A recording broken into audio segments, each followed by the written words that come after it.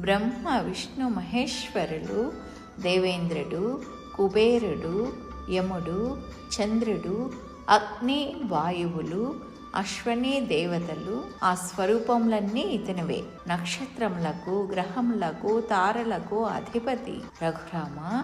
ఆపదలయందు, కష్టములయందు, భయస్థితులందు ఈ స్వామిని కీర్తించాలని చెప్తారు. ఈ సంగ్రామంలో నీవు విజయాన్ని పొందగలవు. ఆదిత్య హృదయాన్ని ముమ్మారు జపించు. నీవు ఈ క్షణమే రావణుని వధింపగలవని చెప్పి అగస్త్య మహర్షి తన స్థావరానికి వెళ్తారు. అలాగే శ్రీరాముడు ముమ్మారు ఆదిత్య హృదయమును తన మనస్సులో పదిలపరచుకుని సూర్యభగవానుని స్తోత్రం చేసి రావణాసురుని వధిస్తారు. తతో యుద్ధ పరిశ్రాంతం సమరే చింతయా స్థితం రావణం జాగ్రతో దృష్టి